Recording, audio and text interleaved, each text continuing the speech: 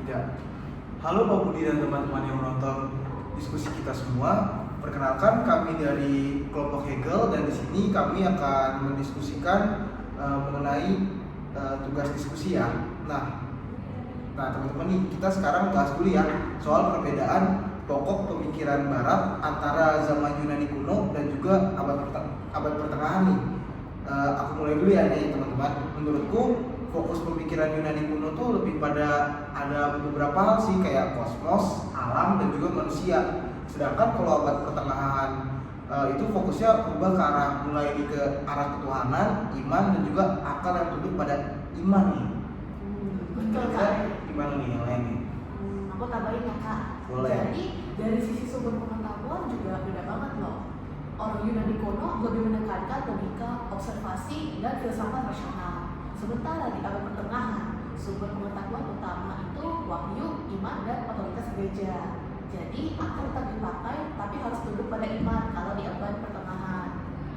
Aku setuju, dan jangan lupa tujuan filsafat juga berubah. Kalau di Yunani kuno, filsafat itu berdiri sendiri untuk mencari hakikat alam, manusia, dan semesta. Tapi di abad pertengahan, filsafat disebut sebagai ancilla theologiae alias hamba teologi. Jadi filsafat dipakai buat memperkuat doktrin iman Kristen. Nah, pandangan tentang manusia juga beda. Di Yunani kuno, manusia dilihat sebagai makhluk rasional yang bisa memahami alam dan etika dengan akalnya. Sedangkan di abad pertengahan, manusia dipandang sebagai makhluk ciptaan Tuhan yang keberadaannya sangat terkait dengan iman. Nah ya, dan kalau kita lihat metode berpikir Yunani kuno jelas empiris dan rasional, pakai logika murni. Tapi abad pertengahan itu lebih kental dengan metode skolastik, yaitu gabungan iman dengan nalar untuk menjelaskan teologi. Filosofinya pun beda-beda, ada Plato dan Aristoteles di Yunani kuno, sedangkan Augustinus, Anselmus, dan Aquinas di abad pertengahan. Oke, bagus. Kita udah masing-masing udah mengutarakan pendapat kita masing-masing ya. Kayak semuanya udah kita bahas nih soal perbedaannya. Nah, sekarang mungkin kita masuk aja nih ya ke soal Dawkins. Sekarang menurut aku yang tadi udah cukup nih.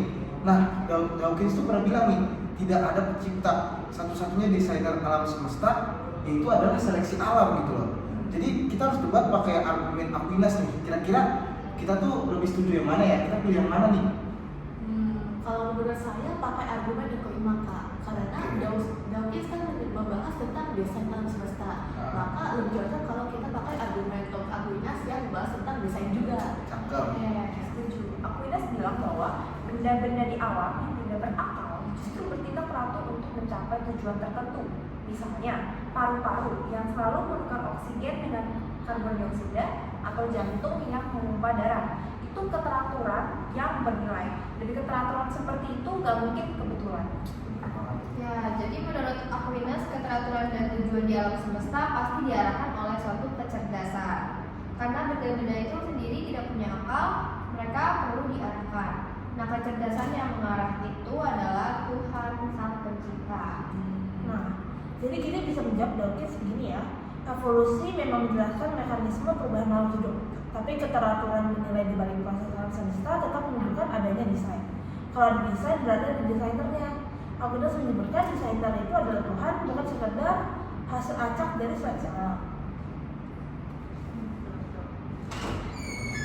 Oke, jadi udah ya, kita di sini udah bahas dari perbedaan pokok pemikiran Barat antara zaman Yunani kuno dan abad pertengahan. Terus kita juga udah milih nih dari argumen Dawkins ya. Jadi tampaknya sudah cukup apa yang kita diskusikan pada hari ini. Terima kasih Pak Budi dan teman-teman yang menonton. Kami mohon maaf bila ada salah-salah kata dan perbuatan. Terima kasih.